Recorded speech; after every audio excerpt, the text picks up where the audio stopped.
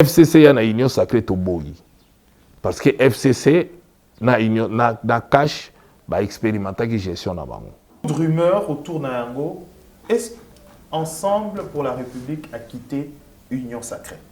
Lambert Mende hein bazaneti ba Sony Ericsson A10-18 ah le na moya lelo même so bani basa la mise à jour et simba li sosute donc moi ba utiliser ngo ezate donc ba bateau yo lelo moi basa la bango mise à jour ba travailler dans le système actuel ezate faut ba paiement nanu batika bato parce que koya na ba biloko lokuta wana ezali ba système akala ngana je kokoto ngato beta muyenja wate ministre intérieur il a peu perdre ce qui Bochab a la raté Bochab mutapekisa biso oui non na cahier des charges na primature non na cahier des charges na Sénat non parce que cahier des charges a qui publié na ba réseaux sociaux mais na zo répondre oui non na lobi na primature exacté ezana ba poste ba ministre non ministère intérieur non sécurité non défense non to kimi pouvoir to tiki pouvoir ngana alaki na pouvoir na tiki yango mais na tikaka te soka yoki ke pouvoir e kwei akimi place eza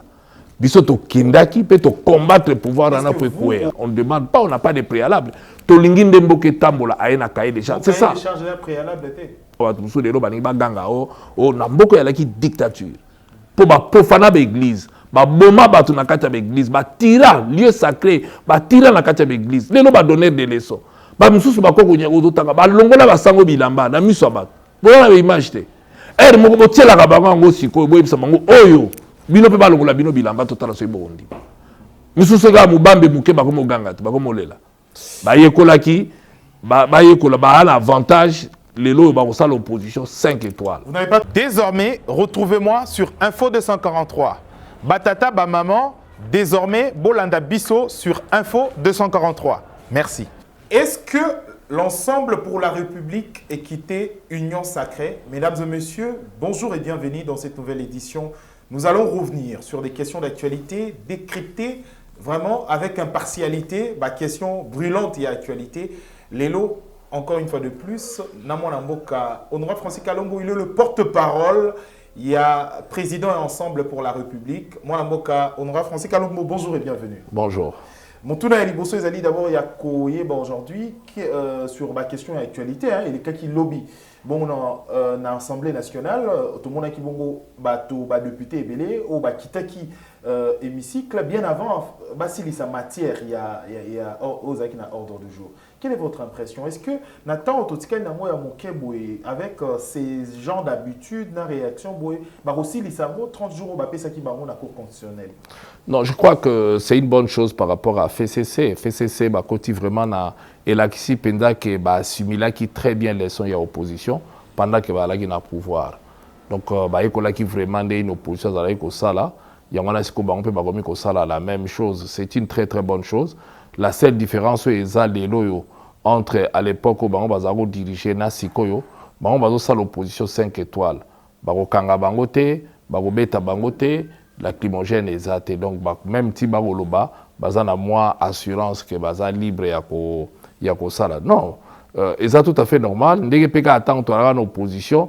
Ceux qui vont na buzo bana bango tozala ko boycotter to kanza ita musu bango ba yekola gite mais to monique na application ba assimiler vraiment nini ya opposition malamu et que bazo sala opposition na bango malamu et puis avec avantage puisque ils ont quand même 5 étoiles. Mais donc ils a vous parlez de l'opposition assimiler matière il y a opposition malamu et ba ko sala mais certains leaders il y a Kassi il y a Lambert Mende Malama qui dit que union sacrée ils a élargissement il y a coalition FCC cash. Donc, ça n'a opposition, c'est carrément coquine logique. Voilà. Oui, bon, Lambert Mendaza, produit expiré. Aza expiré, au moins, produit ce qui a expiré, même dans la pharmacie, même le Rolia, ce qui a déjà daté, c'est des cas, Bagolia, indigeste pour la Rolia. Donc, bilo que Madame Mende, Congolais, Montago, Mélango, Benda, Moutalo, Kutamoko, Batutu, Baébié, de toute façon, à l'Okutanae.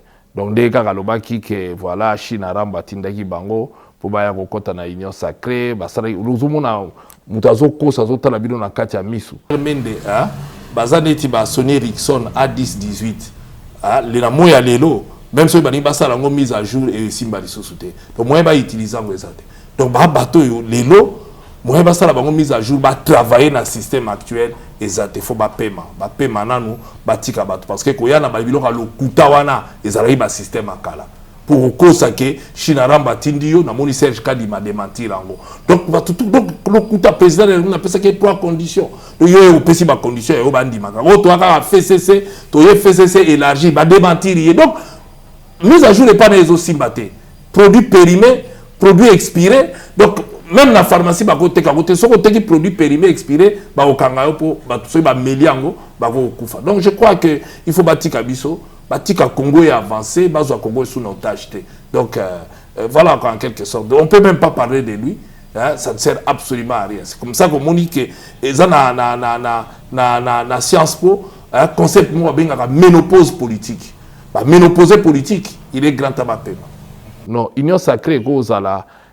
FCC cash élargité impossible parce que tant balança qui en haut président de la République a dit bien que à lingi rupture alliance naie FCC cash est échoué et simbité et permettre un beaucoup quoi décoller mais au même moment yo mendo ya bozonge la biso lobi eza élargi moi je pense que yeto mesana na biso naie au moni bloko ba benga ta mususu au biso na science poto benga ménopause politique c'est-à-dire qu'on sous produire donc à quoi produire le casicate assez à c'est un élu donc bazali baza censé légiférer ça là-bas qui est limité quoi en fait comment est-ce que vous pouvez qualifier mon toi bon mais na lobby alors que azali concept ménopause politique donc ils concept ngola en politique mutuana c'est atteindre ma limite na yende ba ko bengango aza produit périmé donc akoki ba ko lia yango te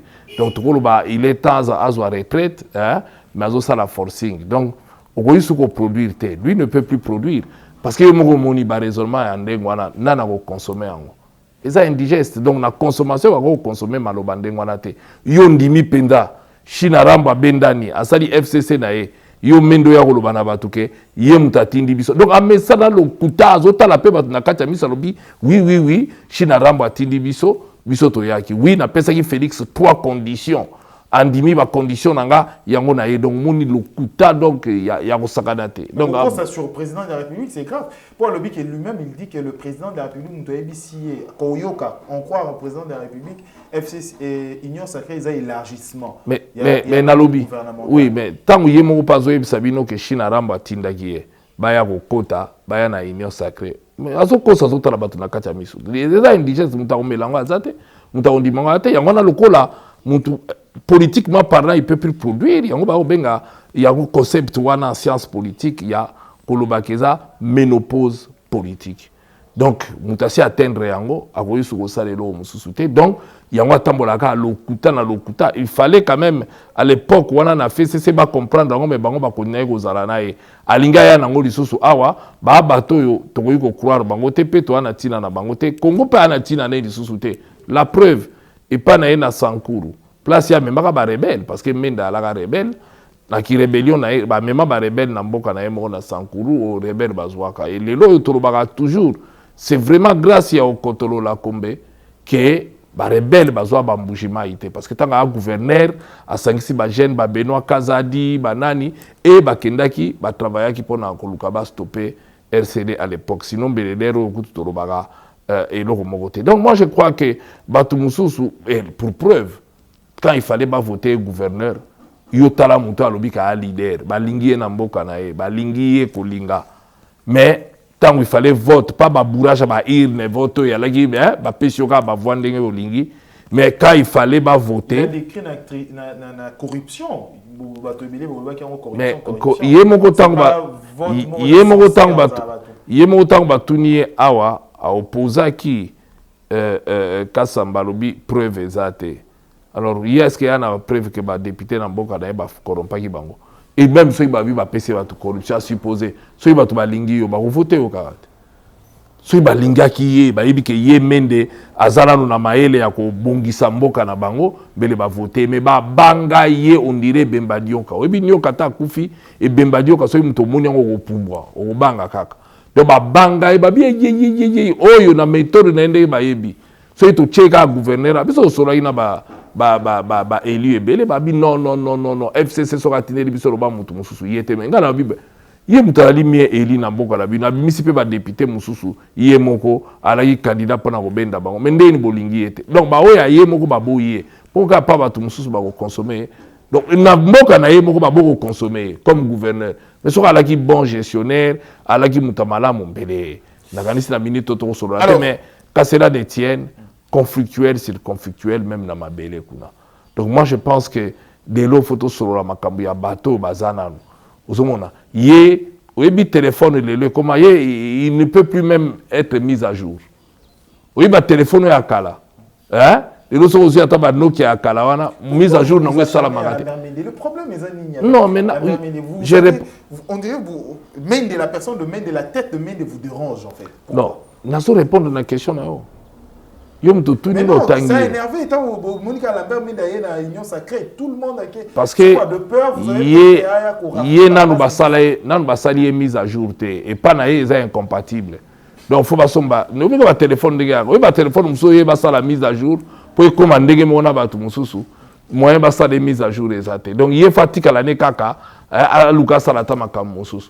Puisque la politique a beau produire mise à jour moyen basa de yate. Les bateaux tout va aux mise à jour.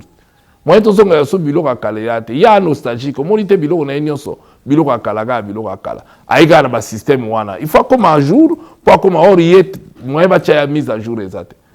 Moi, ba ça la mise à jour est pas exacte. Donc, fatigue la nenga zali. Bon, et a évolué, mais na Congo tout ça na ba même batouté. Nous avons des jeunes gens. Oyo basi ba évoluer. Toi, pe na batumso baza mise à jour. Ba konki ko ala nano consommable et que ba ko apporter belé pour Congo avancer parce que Tokotonga Congo kana ba Congolais, Tokotonga Congo na batu mususu te, mais voilà donc ba Congolais ba ali nanu ebele o ba ali déjà mise à jour, o baza adapté, o ba koyi ko produire, o ba koyi ko sala baza ebele. Pourquoi vous ongela ka bateau basi ba échoua? Tout le monde peut que ba échouer, ba ko produire te ba ko sa bateau wa bazo boma ba deko na biso ya kamuna sa pona ba na bike ya lebio eza montage ba sala na scarvet. Est-ce que vraiment bateau la dernière mensonge, vivre encore. Chinaramba Tindibiso, il a été démenti. Serge Kadima, les gars, il a top Congo pour nous Kosi, vous êtes engagés. Donc, à l'objet, à Moutalokuta, Chinaramba Tikala Motina Moutute. Alors, mais c'est quoi Moutande Mwana? Ao kosa zota labino, pe image zali. Akubanga na epete ke lobi bako opposer image ngoto, bato ya zoko c'est la makambu bako ya ko démentir. Est-ce que Moutani wana a besoin ya mise à jour te? Ça a besoin afada la na opposition. Atala ndenge mboke tambolaka, atala ndenge il y a toujours à qui ma place pouvoir ezali. Toujours, mais je pense que bata. Comme vous aussi hein. Non, biso la différence c'est que biso to kimi pouvoir, to tiki pouvoir. Ngana alaki na pouvoir na tiki yango mais na tikaka te soka yoki ke pouvoir ekwei akimi place eza biso to kindaki pe to combattre pouvoir na po ekwei ko le mwana ya pouvoir eza te parce que PPRD to ko quitter Joseph Kabila eza parce que et ça la ka opacité au bénéficiaire kana signature il y a ancien président aux alaka na besoin comme ministre et que au mimonaka yo comme ministrable et ba pesu yango te sûr na monter mon lobby non. Voilà, c'est forme roi Montomoro a commis aigri. On a lingui sous-souté, voilà pourquoi vous ne au Boando lingaso au nanité, ancien président. Non, je crois que Nala qui député élu et en ce moment-là on a eu un privilège au batebere bala qui dangote mais divergence nanga ezala qui fait en public à wana Congo. Bolanda nga na mission. J'ai commencé à combattre les camboyo ya modification de la constitution avant. Beaucoup se souvenir na beaucoup tanga kombo na ye moko ya PPRD tanga lobaki azo tambola pour na refula été tanga lobi azo kende kozwaka ba pétition pour na modification ya constitution na telemela ye na sala na PPRD na telemela ye na bandi ko telemela d'abord na réunion ya biso na biso tanga sali be na leka pe na sala be mission na bi ameka ba ko pasola biloko wana donc ba banga soka ke ko senga ba pétition na la cité. Donc c'est pour vous dire que na zelate na kende na bandi ko combattre à l'intérieur awa na kati ya mboka na bandi ko s'opposer en étant na kati ya famille politique wana na za na besoin ya kokende te pour au moins au journaliste bilili ali na yo pe avant kende na salle émission na yo donc les archives ezali bota la archive bon que Moi, je n'ai pas changé. Mais moi, j'ai des principes. Ministère et Bimi, ah, c'est gouvernement. Quand tu parles... qui passe, il y a place et place à moi, une discrétion, non, mais ce que tu as intervention, même dans 2010, ngana Jekoko, tu as bêta mouillé, ministre intérieur. Il y a peu perdu. Ce qui Bouchab a la raté, Bouchab nous tape qui sabiso na ministre Moussous. Pour nani, tant que vous avez maman ou un ministre intérieur. Tout discuter na yé na télémito bêta na Jekoko a envie.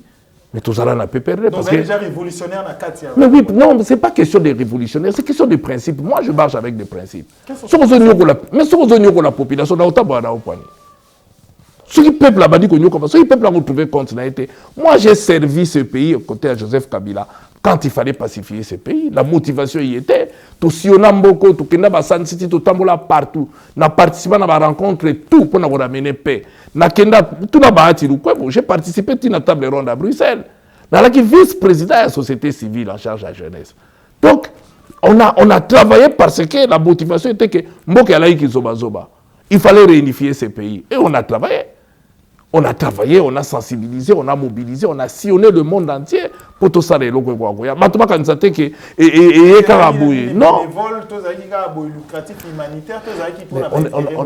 Mais attends. Mais l'intérêt, c'est l'intérêt général. Qui peuple à se retrouver. Dis-moi, je suis allé à Ituri. Est-ce que Nana n'a pas Ituri? Tous les avions sont massacrés, rébellions sont poussés à la bouée. Avions sont décollés, ils sont massacrés. Tout le monde a Antonov, cargo, avions sont kende. Ils sont arrivés même pas comme on a mampata. Ils ont ratissé Zamba. Mais attends, on a tout ça, tout comment on va livrer. Tout ça dans le parcours. Est-ce que Nana Bande Kokuna? Est-ce que Nana Kokuna a candidat Kuna? Et on a dû ramener des jeunes qu'on allait tuer là-bas, pour nous sauver pour nous. Papa. On n'est pas là pour tout le baboué. On a toujours travaillé pour l'intérêt général. Tant qu'on a moni que les amis à mal, eh ben, j'ai décidé, il y a que combattre d'abord à l'interne. J'ai combattu à l'interne. Et après, tant que Simbité, je suis passé de l'autre côté dans l'opposition. Dans sans gêne, je suis parti en étant au pouvoir. Nazela quitté, pouvoir et perdre yango bongona ki maneti ba misusu ba. D'ailleurs, le député en exil, en plein exil avec quelques années en exil. J'ai démissionné. J'ai démissionné. Non,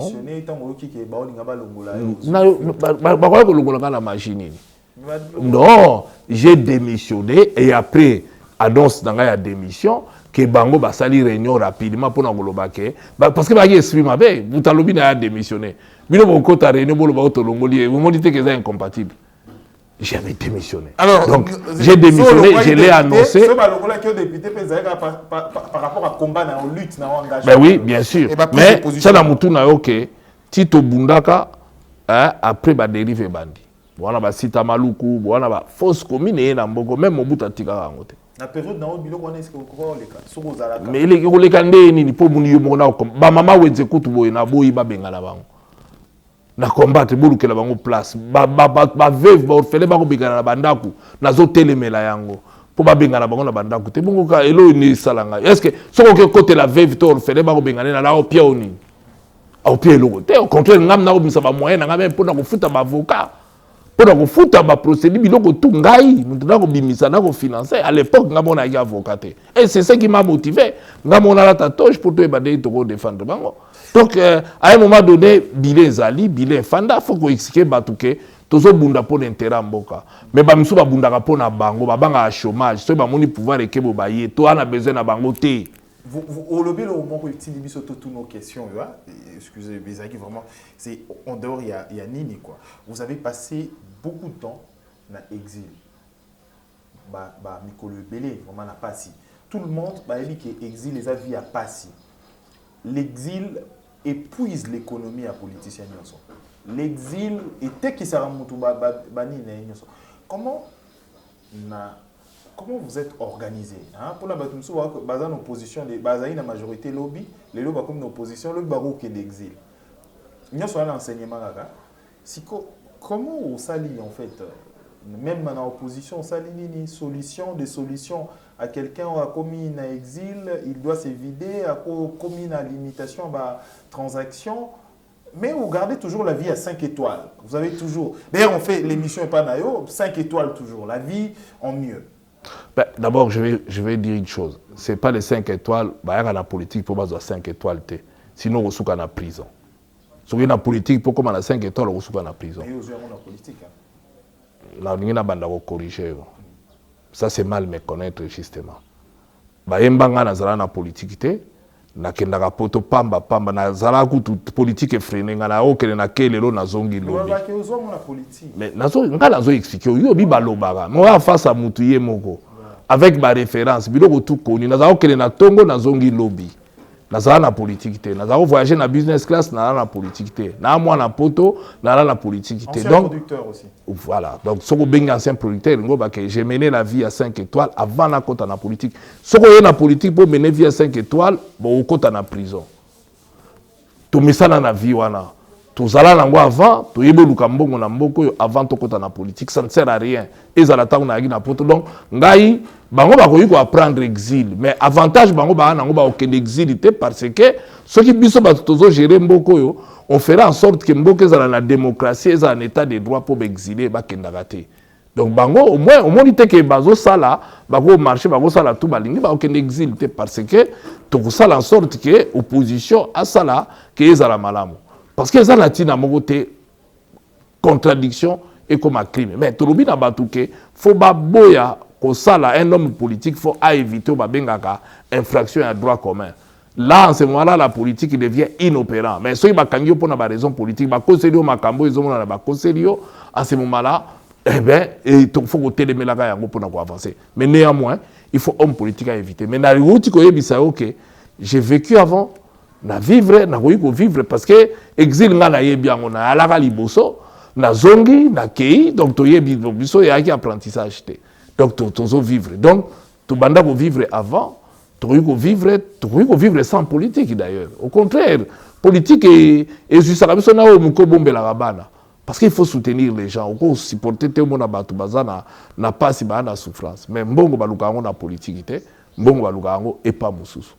Donc toujours ça la politique que pour na lukango. Qu'un politicien doit être un entrepreneur, doit akoki faut la politique est la carrière tendeti batu misusu comme ça politique est la loi. Non, politique, il faut aller là aux sala parce que lingi ko servir batu.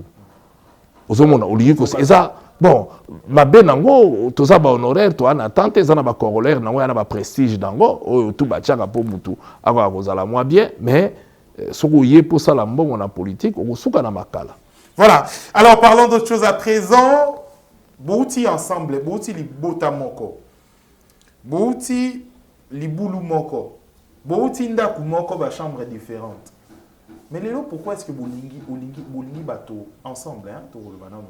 Bolingi bato oyo bazaki lobité to FCCT na kati ya Union Sacrée. Pourquoi? Non, il faut te corriger. FCC ya na Union Sacrée to boyi. Parce que FCC na union na cash ba expérimenter qui gestion na bango. Je parle bien du FCC tel que ba mende bat musu ba solo ba. Mais biso awa tolobi ke tous exemples Bahati Lukwebo un des fondateurs à FCC ba bengani na FCC a mené combat na contre bango azana problème te na Union Sacrée Pius Mwabilo azalaki na FCC un des membres responsables na FCC mais bien avant lobi non bato de ba otambola et aussi mbate. Mais ngana yebaki déjà bien avant que batoka ba Pius ba olongwa na bango parce que na yebi Pius banda kala même temps to ya Pius na perdre za olingate ba biloko bela za olinga c'est comme ça que moni même après à longwa perdre à saraki a créé des oya eli gablo hein je savais déjà que et consimbate et il le sait donc baza belé oyo makambo ezoleka na kati wana bazala ngo d'accord et que ba longwa ki avant on avait un noyau mundoko lo koto ayebanaki déjà que ezo simba te a tolérer modèle bazalaki komema ba biloko yango te. Donc c'est pour vous dire que on ne peut construire le Congo qu'avec des Congolais. Et les Congolais bakoki kuta ba mobutiste bakoki kuta bipai na bipai bako na expérience. Mais oyo aza esprit mabe. oyo aza na eloko moko ta kosala po produire na mboka na biso ko avancer toza na besoin na été oyo batikala kaka chine rambo discours na bango na monoko kaka to avancer te mutu bo azonga to na besoin na bango te Congo a besoin na bango te ka biso ensemble te Congo biso toza po to réveiller esprit ya bato biso toyebi zela toyebi bango bato bayali ke bandima ki balongwa bien avant nalobi bien parce que muloko to zonga nango jour oyo motion ya mabunde lingi ko salama la veille aux journalistes qui n'a parlé du peuple oyo 305 députés basalaki photo hein vidéo balobi ke baza 305 nga na compte bango 65 d'ailleurs na compte zai bango babi ba 305 signateurs mais Lambert Mende tango yeba tché micro té mais kombo wana poye on revient toujours pourquoi ça vous dérange na PC na PC exemple pour na PC exemple pour mutasalaki déclaration alobaki nini baza prêt à okele na cohabitation il y a Koko Nyangi aussi mais nazo ya on dit nazo kene malem Lambert Mende alobi Koko Nyangi alobi que bango ba prêt à okele na cohabitation parce que ba la ki sûr que baza na 305 ba lobi yango bien toza na majorité ya Chine Rambo mais tant ba kubuli mpc hein ba kubuli mpc ba moni penda ke fiasco est-ce que bato andengwana ba la ki sûr siko yebisanga bazolanda ni pouvoir babangi kotikala na chômage bongo kongi osala kana bango ndengwana balaki zela balaki trop sûr que bako gagner bako kende et que bako bako kabola ba poste ministériel tant babuni ke simbité et que bakubuli mpc ba yemba ba wana on n'en veut pas. C'est que nous voulons. Pose des principes. Ozaï moto, oyo osali mingi na politique na biso na makambo ba négociation, hein? Oleki na ba négociation et belé. Nyonso banda mboko yo tito banda ba négociation awa poto ya na participa na. Et puis mboka nyonso ezali Congo. Te banda ba période oyo biso toye. Te banda ba période ngala biba oyo ba période. Te ba période oyo. Vous avez la liste ya ba non ingrata. Alors, des ba senti ba négociation nyonso eleki na mboka na biso au participer. Vous êtes un juriste également, vous êtes un politologue. Ma qualité en agnon. Qui fixe ma principe na bateau ou barouya non bateau ou barouya té na cas de négociation. Merci. Les négociations et salama qui d'amboko. Président de la République alobaki mutu nyonso oyo aza aigri ya paix alingi mboke avancé aya a engagé ma consultation. Ozo qui réponse à FCC. Baboyaki. Mais Mouloura Baati ayaki, Pius Mabulo ayaki, hein? Ba Liaou bayaki. Toujours avec ça, mais dans la vie, après tout, il y a des principes. Il y a des hommes qui n'ont pas de principes. Moi, je me pose la question, bah, ça la politique. Bawana bayaki, ba Liaou, ba Okoto, banani. To moni bango baye parce que ba moni ke eloko idée au président de la République a lancé eza bien pour un avancement ya mboka. Les pionniers de la première heure, ils sont venus. Contrairement à la prise de position, il y a la famille politique là-bas. Ils sont venus. Ils ont donné leur cahier de charges. Ce qu'ils ont pensé. Alors, token a vote, token sa bureau, 284 députés. Mais c'était un noyau solide. Partons de ces noyaux-là, construisons l'avenir. Nous ne disons pas que Bamissou Baboyi faut soutenir l'Union sacrée. Nous disons bien que ce n'est pas le FCC. Ce sont les groupes parlementaires, les groupes politiques, les regroupements politiques, les partis politiques. Oyo et Monique Bazana Baeli, Monique na FCC moyen, puisque FCC peut avoir regroupé, Balongwe na FCC. En tant que FCCT, en tant que parti politique na bango, na regroupement na bango, babito côté. Puis, bayaki liboso. Ils ont construit déjà un noyau à la majorité. Bon, on peut l'élargir. Moi, la moïté, Boutaliga soutenir, mais pas une étiquette, il y a fait CC. Mais pas battre le rôle à atteindre la ménopause politique. On n'a pas besoin de produits périmés, même la pharmacie, sur le thé qui est au Kanga. Produits périmés, expirés, même au thé qui est en alimentation, au Kanga. Parce que il faut faire consommer les Congolais, produits périmés. Vraiment, est-ce que au moins que tu vas commettre un crime? Et moi, je ne soutiendrai jamais ça. Alors, Panandega Mabe, Soki, puisque lobby bien que la décision revient au président de la République. Il y a un lobby, puisque tout puisque la décision. Quand on appelle négociation, C'est-à-dire que plusieurs personnes arrivent, on donne des idées, mais même ceux qui m'ont conduit à une idée, après moto. Mokonzi apeka moto. Ba ko ipe biso pe ba to c'est mokonzi keba. Wana eza boy parce que mokonzi a dans sommet azana ba information tam so biso to ana ngote. Biso pe to ko apporter les o biso pe to yebi to moni na moi muke to ana ngoto bité mokonzi boy. Quoi de mal. Mais après c'est lui qui décide. C'est lui qui décide mais au moins biso to alerter. Mende o kokonya yo boy batu wana ba susu ba périmé.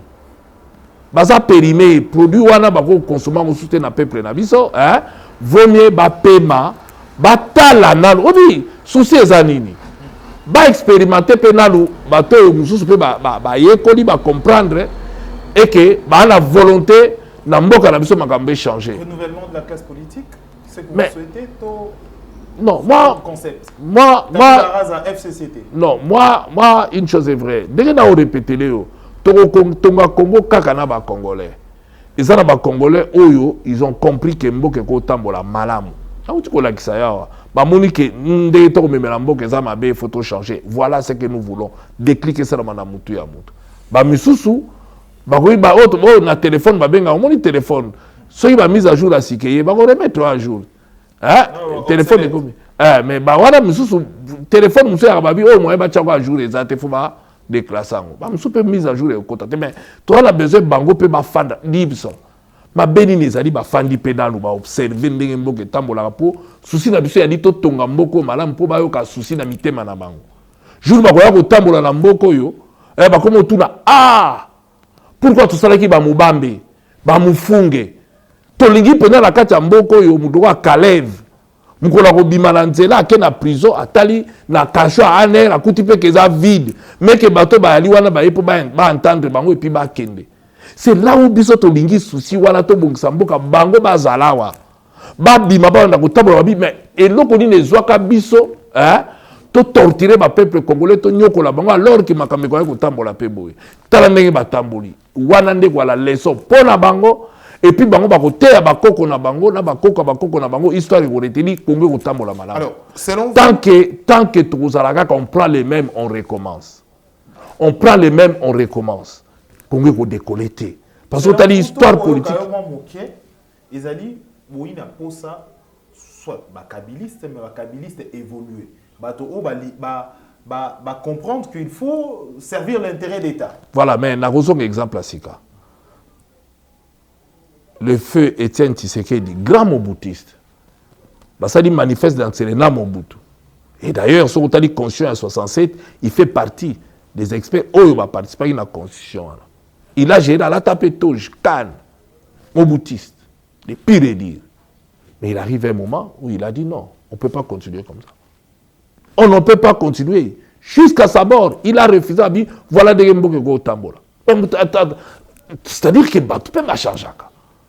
Beaucoup un système beaucoup changer pas bateau ti les bazo ko changer té et puis même tant à moni que makambe changer azongeli le kuta ya zango buka nango bato parce que ce qui mène à comprendre qui mais là il ko ça les sociétés que Chine ramba tininga to FCC élargi na posé qui trois conditions na président de la République andimi yango nyonso est-ce que biloko adegwana to ko consommer yango lisusu il n'a rien compris mais tiens tu sais que les moboutiste a dit à Mobutu en face, je ne veux plus, les 13 parlementaires qui ont et ils l'ont dit et ils ont décidé de faire changer les choses et ils ont évolué malgré Bamissou Bazonga Sima. Mais ils ont continué. Et il est mort avec honneur et dignité. Mais dis-moi, Kendaka va changer. Missoussoukou va couper anonyme, incognito. Qu'est-ce que nous recherchons? Parce que biso tout est dans la vie, togoleka. Mais il faut s'y manier, biso batanga biso. Donc moi je crois que la réalité est à Owana. Et là, biso tozo boya, bateau ba produit périmé, bateau ba ko ya pour apporter l'eau comme on n'était pas président de la République. C'est ça. En dehors de ça, togotonga Congo na ba Congolais na ba o bandimi ko changer. Donc bata fait cesser. Oh bah changer, oh bah monaïque bah ko changer, bah ko ya pas en tant que FCC, mais bah ko ya en tant que bah parti na bango en tant que bah citoyen, en tant que bah élu, bah ko kota poto tonga mboka parce que mboka ko tonga makaka na ba Congolais. Alors na malobana yo Ah, wakaka. Et pas na yo.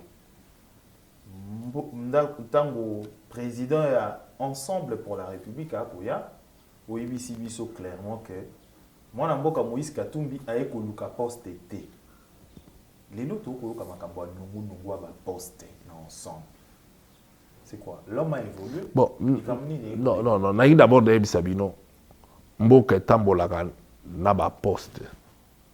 Pour na kotambusa mboka ezana ba poste. C'est-à-dire ba créer ba poste wana boyoki ba institution wana pour na ko résoudre les lots etrobi to wana nzala. Na mboka, qu'est-ce qui est prioritaire? Oh, faut biloka kolia. Bon, ministère nini faut biloka kolia, il y a agriculture. Alors, bah, créer institution à la ministère de l'agriculture. Nani tokucha na ministère wana pour agriculture et tambola malamu et bah on a besoin de bateau. Alors, Moïse n'est pas venu pour na koluka ba poste et d'ailleurs, il n'a jamais demandé et il n'aura pas de poste. Mais puisqu'il y a des Congolais qui sont capables que Moïse Katumbi connaît de se transcender pour bayana bien-être à Congolais, eh bien, tant que le président de la République a lingi tout ça la union sacrée. FCC cache Koufi, il y aura des postes.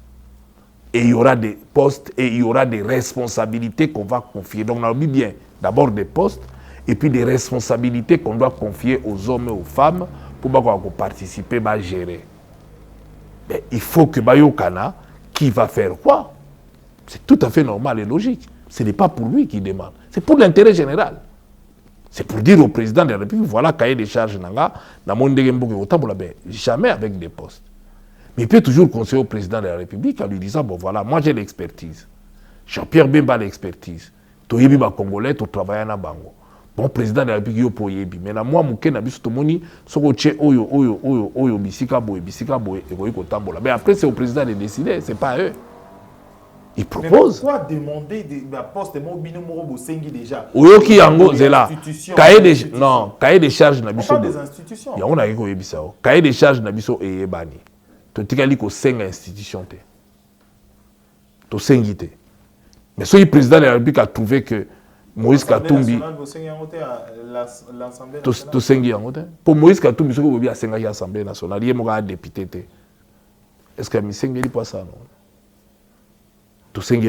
Mais est-ce que Moïse Katumbi a un bateau pour gérer l'Assemblée nationale? La réponse est oui. Fort de ces 70 élus, il peut avoir quelqu'un qui sera soutenu déjà par les 70.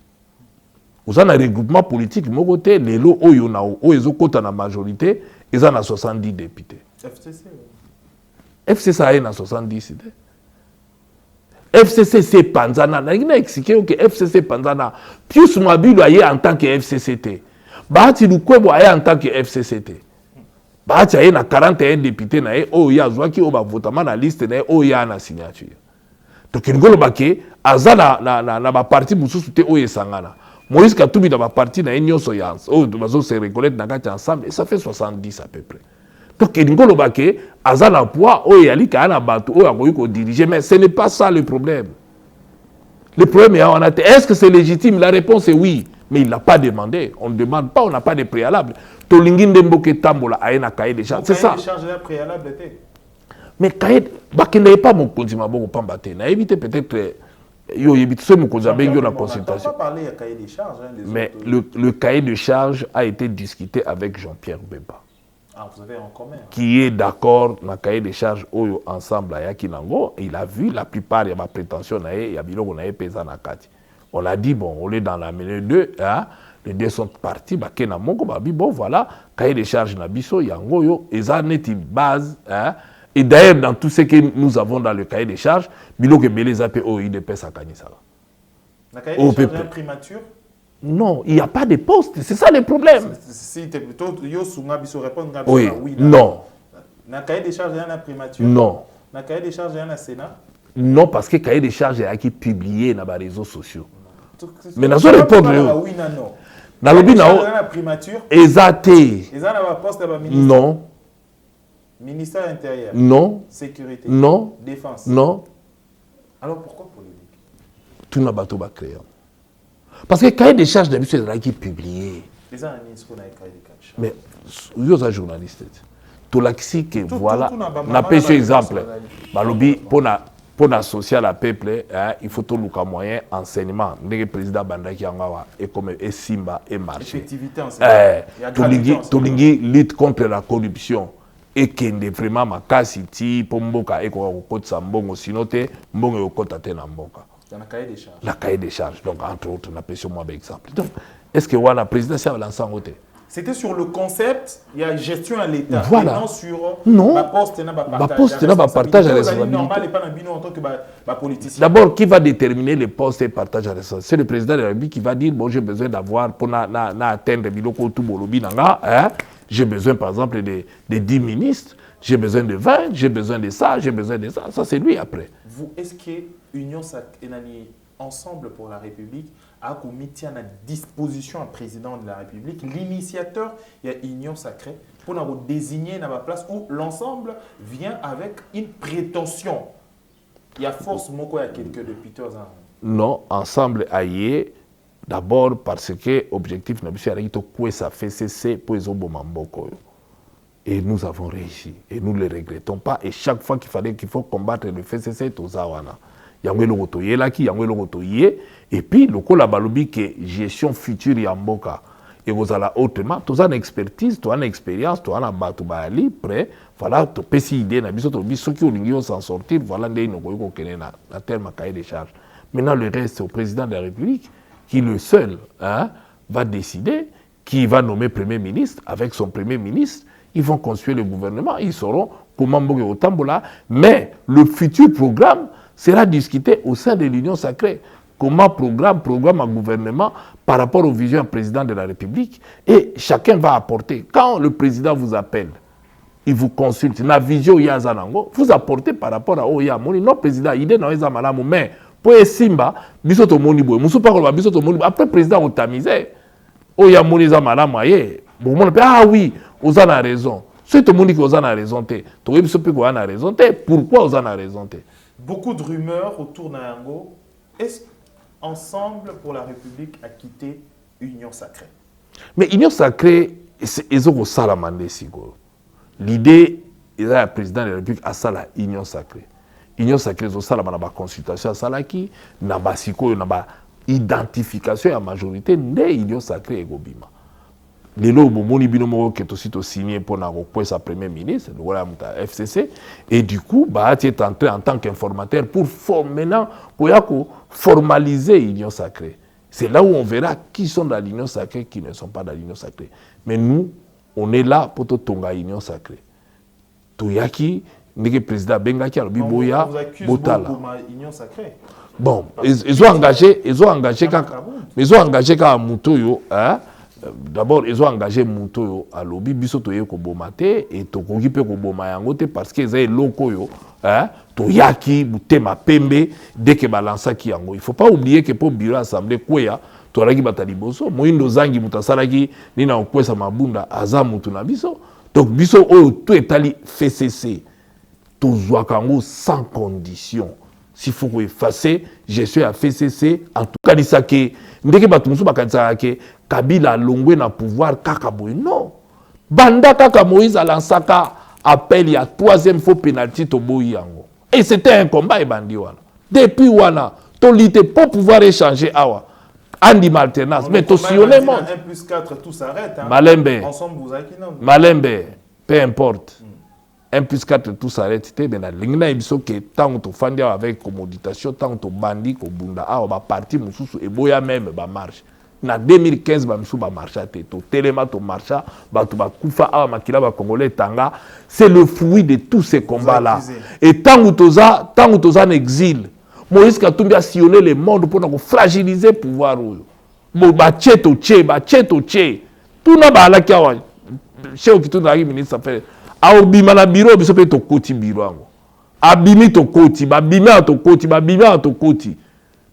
Ton pied, mon pied. Moïse Katumbi a salabango. Bongo, il y a un limbagi qui a bouillé parce que. En exil, Moïse Katumbi a travaillé pour fragiliser. Ah oui, oui. En exil, il n'a pas dormi. On a sillonné le monde. Bocheto che. Babimia wa bima lobby. Beba zoe bisa bango tango zo bima Moïse azoya tozo yambaye. Bobimi pe botra biso bokuti biso dans antichambre. Biso pe to koti to yese on ba bata lokuta. Buta la réalité mboko. la réalité. On ne les a pas laissés dormir.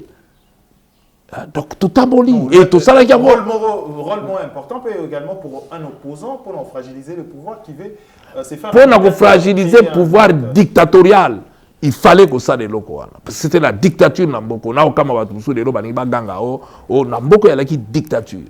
Pour profana l'église, ba boma batu na kati ya l'église, ba tira lieu sacré, ba tira na kati ya l'église. Lelo ba donner des leçons.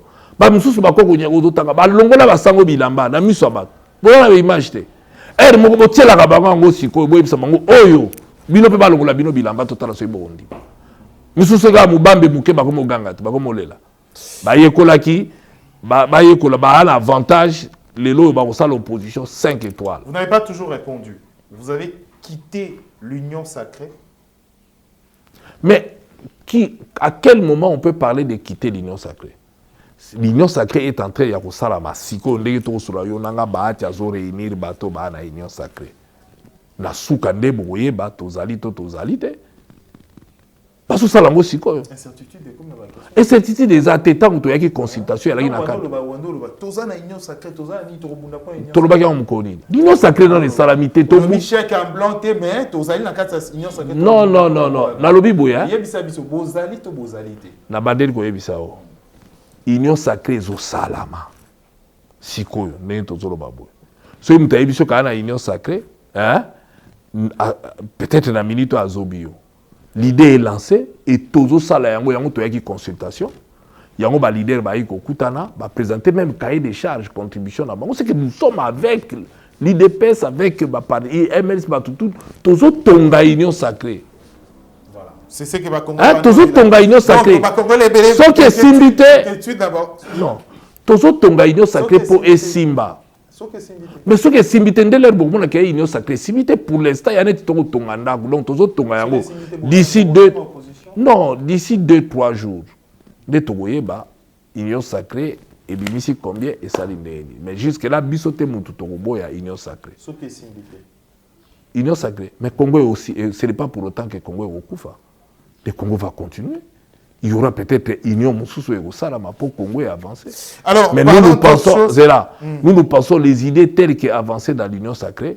Nous devons tout faire pour l'union sacrée et Simba. En sorte que l'Obi Congo ait avancé au sein de cette union sacrée sans le FCC. Est-ce que vous allez répondre à l'appel Yaba Tiluku et Oui, tous répondre à l'appel Naye, puisque tous ont participé à la réunion, ils ont peut-être évité, mais tous les gens ont vu que quand il y a une union sacrée, vous n'êtes pas nabisoté. Congolais, hein, il y a un lobby que quand il y a une union sacrée, vous n'êtes pas nabisoté. La consultation à Bahati, tous ont kende, tous ont répondre, tous ont participé, tous salipé, tous signé motion d'ailleurs. Chéribé Okenge, qui est l'auteur, il y a un contre le Premier ministre, Azam Nabiso est ensemble. Donc c'est pour vous dire que combat contre la Kabylie, la Kabylie, Bisoto mauvaise gestion. Vous avez un problème? Non, mauvaise gestion. Non, Bisoto a un problème dans l'individualité. Le système mis en place par la Kabylie. Non. Le système mis en place par la Kabylie, ils ont bien été pour Namboka Nabiso et l'axi ba limite nango, hein, et que voilà pourquoi il fallait tout téléma, tout le monde ba courager, ba téléma. Dans le même exemple, papa Nabiso Betien Tshisekedi ba télémé la Mobutu. Hein, en son temps, biso peut tout téléméli la Kabylie. Le roi Tabako dit ma biso te mais histoire un jour et komake baoana. Ba alaka ba telemaka ba litaka ba boyaka et yango mema pe fragile parce que dis-moi le loso Moïse Katumbi atikalaka na la Kabylie azalaki kaka ndio to fandaka biso tu wana yo ndimi pendo position ngaka respirer non nini uti na kati ndako na la même chose lelo mais c'est parce que Félix alaki na FCC na union na bango cache FCC que lelo a déboulonné bango pour ça kotaka na kati bitumba wana te hein. Mais la voyez déboulonné bango te yango akotaki na kati ya FCC cash lelo ale bango biso to alaki na kati to bundi ti to fragiliser bango tozo konye ko bunda parce que biloko na bango na nécessité FCC falongwana era na Sénat ezala na ba place ebelo bazo gérer il faut bango tout baloko ba mandataire tout po balaxi déjà ba limite na bango. Alors pendant ces temps j'espère que les Congolais assis comme tout ba okota na place wana là c'est Congolais asika soka botami lelo hein. awa na mbula ta ba gérer aussi sa classe vous êtes professeur mais yango le ko ndakina lo mais vous autant ça va pas autant ba osala te mais yango le na zolo bat il faut quand même que na kati ya oyo ya sika moi mixage ezala mais on a besoin de l'expertise aussi toza na ba congolais belé o bazana expertise bazana expérience o pe ba tangi o pe ba yali o ba na makasi ya ko sala avec esprit malam, on a besoin d'eux. Alors, question à Souka. Lelo se rappelle na ko comme ça va tout vous rappeler va tout nous en cours. Tous mon amboka honorable Francis Kalombo Azali porte-parole, ya mon amboka Moïse Katumbi Azali enseignant na makambo Talimi Beko amboka na biso awa Azali pe également constitutionnaliste, juriste maître avocat na politologue également, ba casquette à moi belé sur mususu na sanité je crois. Alors, Azaki, député national, 2 fois élu, d'ailleurs, Nafuna. Mon amboka, Francis Kalombo, question à Souka, oui, et retourne. Dès le mois, Koko Soye Koko Tanakati à Union Sacrée, est-ce qu'ils ont ambition politique pour 2023? Yango Koubandi ko diviser les lots. C'est la dernière question. Non, naissance, il y a précédé la douleur. C'est normal, bon niveau construire le komoko, mutamtakwa na idée na ye, ya yote, ya mabe, ya ngate, za mabe, mais le plus important c'est que volonté à gauchiter ezali. Donc bah tout ba na volonté de construire le komoko malamu, je suis sûr et certain que tu vas arriver, na sûr et certain que tu vas arriver na chita malamu pour te construire ango et bah nungu wana ezanga kate na chaque famille politique même nandako, même accouchement nyonso, même besoin qui avion tant bon ngabo atterrir et il y aura toujours na moi ba secousse logique dans la vie. Vie à Ndengwana et Salamandengwana et Tozo Kelenangondengwana. Alors, tu connais ce que édition la biso? Ouais, voilà. Oui, non, mais on a évité ce qui est une partie à la question. Et 2023, il y a un peu les lots Moutao sur la Magamba 2023 à Zate. Mais je pense que 2023 il va déterminer la manière de gérer les lots. Ce qui les lots, Félix a l'intention, il y a ça là, à Zokansala en 2023. Lelo à réussir les lots. C'est seulement après qu'on a réussi en 2023. Sinon, si on a réussi les lots, il y a déposé même candidature pour 2023. Parce que le peuple a compris que vous promettez qu'en 2023, alors que les lots, vous avez des côté. Aujourd'hui, on a pris droit à l'erreur. On a la majorité à l'Assemblée nationale, ceux qui ont sacré à Zanango, à prétendre les sociétés que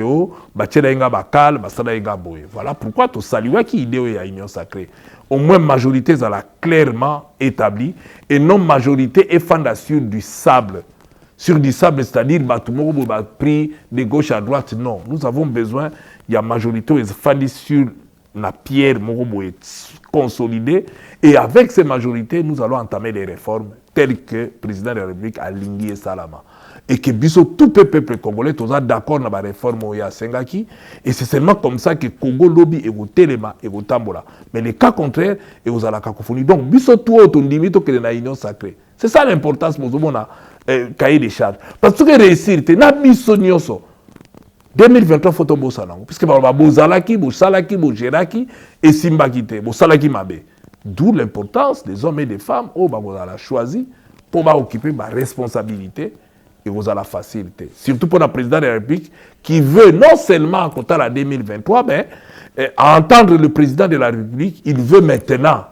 Il veut réussir maintenant. Il ne veut pas réussir pour la 2023. Non, lui c'est maintenant. Et Moïse Katumbi l'a dit. En 2023, c'est le bilan de Félix que la population va juger. Akeba, Bakolobanaeke, ou Géraki Mabe et non Bakotala Batachi d'Arabo. Heureusement, le conseil Wane Kotaki et qui présente une décision au Kabana Bango. Voilà, ça n'est fini. Tout comme dans ce vraiment l'édition de Lélo.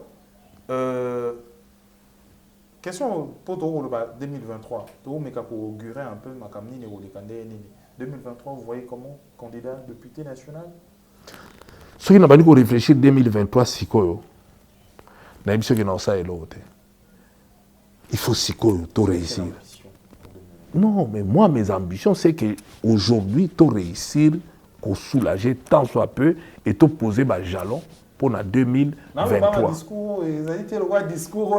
Il y a Vital Kamerhe, Moïse Katumbi, candidat. Non, on a une ambition politique. Non, candidat de la République, Vital Kamerhe et Moïse Katumbi comme candidat président de la République. Vital Kamerhe est candidat de président de la République. À quel moment? Avant de quitter, en fait. Non, avant de quitter, Moïse avait déjà dit que y a un troisième faux pénalty. À sali meeting, mounene na butute na moi. L'air wana congolais nyo sa zobanga. Mutupa atie la Chine rambo libaya batu tout bazobanga likamba candidature. Il a dit tokondimate. Et il a dit na la famille politique le baba pona mutu mususu hein, mais ce qui a ka tozongela makambo nga na ko tolera ngote. Pas de troisième faux pénalty. Et alors à ce moment-là et tikala ikwala na likamba candidature té. Oyebi Moïse, l'avantage que nous avons, c'est un homme de parole, c'est un homme qui n'est pas pressé. Aza pressé.